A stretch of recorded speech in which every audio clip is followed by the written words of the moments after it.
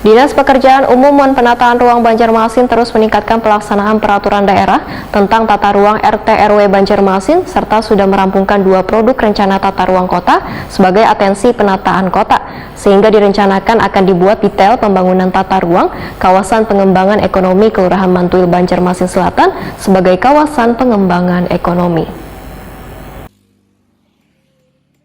Dinas Pekerjaan Umum dan Penataan Ruang Banjarmasin terus meningkatkan pelaksanaan peraturan daerah tentang tata ruang RT RW Banjarmasin serta sudah merampungkan 2 produk rencana tata ruang kota sebagai atensi penataan kota. Kabadinas PUPR Banjarmasin Suri Sudarmadiah Wahetakuni Prima TV Baisukan Senin 27 Juni 2022 memadahkan Banjarmasin sudah memiliki peraturan daerah nomor 6 tahun 2021 dan peraturan wali kota nomor 77 tahun 2021, sehingga direncanakan akan dibuat detail pembangunan tata ruang kawasan pengembangan ekonomi Kelurahan Mantuil Banjarmasin Selatan, lantaran kawasan tersebut masih belum fokus sebagai kawasan pengembangan ekonomi. Dinas Pekerjaan Umum dan Penataan Ruang Banjarmasin menurut Suri Sudarmadiah sedang merancang detail kawasan perkotaan nang wayah ini masih dalam pembahasan agar memiliki payung hukum nang nantinya akan menjadi dasar pemanfaatan pola ruang nang berkaitan langsung dengan perizinan berbasis elektronik melalui OSS. Tata ruang ya, nanti sebagai payung hukum dalam kita pemanfaatan ruang di Kota Banjarmasin.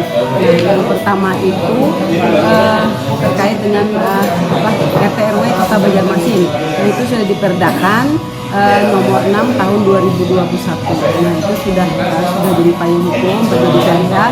Nah kemudian setelah RT RW itu nanti kita ada detailnya gitu. Jadi ada rencana detail tata ruang kawasan pengembangan ekonomi Mantuil. Nah ini juga sudah menjadi payung hukum, menjadi suatu perwali ya, peraturan wali kota nomor 77 tahun 2021. Nah saat ini kami sedang membahas terkait rencana detail tata ruang kawasan perkotaan. Jadi di luar yang kawasan Mantuil, kawasan ekonomi Mantuil, itu nanti ada rencana detail tata ruang kawasan perkotaan. Ini sedang kami godok, nanti menjadi peraturan wali kota. Nah nanti ketiga payung hukum ini menjadi dasar pemanfaatan pola ruang.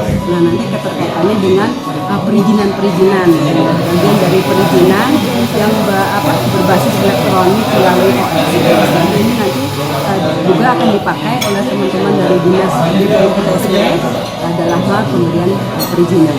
Insya Allah ini juga kami sudah dilakukan evaluasi oleh KPK untuk peraturan ini agar perizinan sudah ada payung hukumnya. Suri Sudarmadiah menambahkan hadirnya Perda nomor 6 tahun 2021 akan mempermudah untuk mengembangkan kawasan-kawasan yang dianggap memiliki potensi perekonomian hingga bisa lebih tertata dengan baik.